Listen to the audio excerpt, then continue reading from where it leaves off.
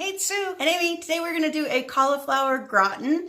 And this is a recipe that we found years ago in the New York Times cookbook. So we've reimagined it for today, and we're going to show you exactly what we've changed in it to cut the fat and calories. It still has all the flavor, and it still has some fat, but it's for Thanksgiving. It's really good too. Yes, it's yummy. For our gratin, first we obviously have some cauliflower here. Then it's got Swiss cheese in it. Now we did cut back a little bit of the Swiss cheese so that it's not quite as cheesy, but it's got all that flavor that you still love. Yeah, you still got to have that cheese flavor. It's a gratin. It's a gratin. The big thing we cut out is the milk I just poured all over myself. We're using fat-free evaporated milk instead of cream. The original recipe called for cream, and we're using fat-free milk. We're using a little less flour, and the original recipe called for butter, and we cut the butter out and use olive oil.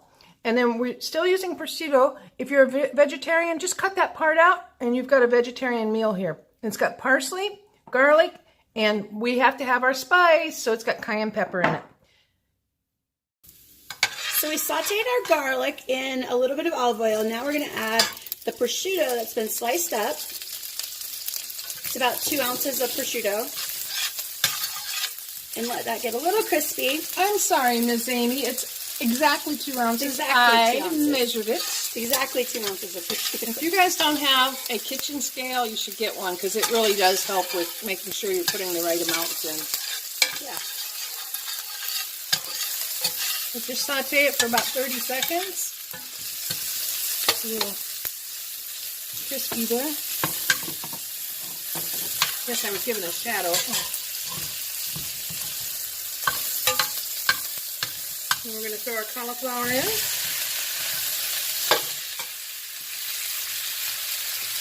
And we're going to saute this for 3 or 4 minutes until it gets soft. The cauliflower has just gotten not smushy, but it's not crisp anymore.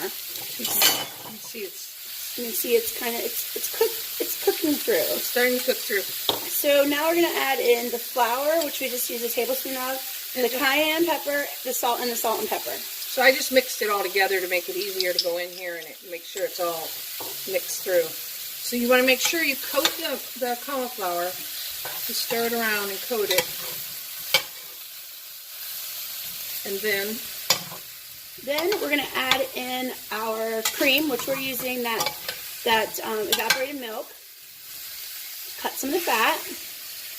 And you're going to stir this around, and as soon as it starts boiling, you remove it from heat. Now, would cream, heavy, thick cream be better? Maybe, but I don't notice the difference. So not in the flavor. I notice it on the scale. Okay, so as soon as this starts boiling, we're going to take it off the heat. Okay, so we're going to take our cauliflower mixture and put it into a baking dish. Get all that goodness. Yum.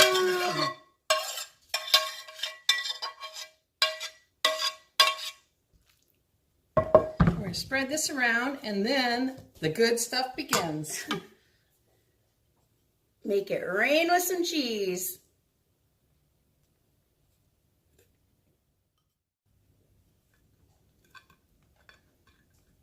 I was trying to be fancy, but it's not going to work for me. Cheese on. And then we're going to put our chopped parsley on top. Nice color, a little bit of flavor. And it goes in the oven.